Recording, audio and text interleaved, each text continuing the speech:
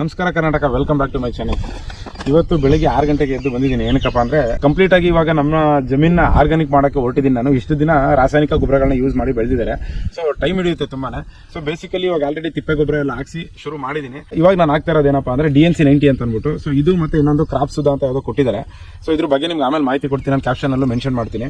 Complete ಆಗಿ ಒಂದು bag ಮತ್ತೆ ಇದನ್ನ ಒಂದು ಫುಲ್ಲನ್ನ 200 ಲೀಟ್ರಲ್ಲಿ ನಾವು ಕಂಪ್ಲೀಟ್ ಆಗಿ ಮಿಕ್ಸ್ ಮಾಡಿ ಕೊಡೋದ್ರಿಂದ ಬೇರ್ ಕೊಟ್ಕೊಳ್ಳೋದಕ್ಕೆ ಮತ್ತೆ ಅದಕ್ಕೆ ಪೌಷ್ಟಿಕಾಂಶ ಏನು ತಿಪ್ಪೆ ಗೊಬ್ಬರ ನಾವು ಹಾಕ್ತಿವಿ ಅದಕ್ಕಿಂತ ಪೌಷ್ಟಿಕಾಂಶ ಇದೆ ಅಂತ ಹೇಳ್ತಾ ಇದ್ದಾರೆ. ರಿಸಲ್ಟ್ ಬಂದ್ಮೇಲೆ ಗೊತ್ತಾಗೋದು ಯಾವ ತರ ಪ್ರಭಾವ ಬೀರುತ್ತೆ ಅಂತ. ಸದ್ಯಕ್ಕೆ ಹಾಕ್ತಾ ಇದ್ದೀನಿ, ಹಾಕೋ ವಿಧಾನ ತೋರಿಸ್ತೀನಿ ಬನ್ನಿ.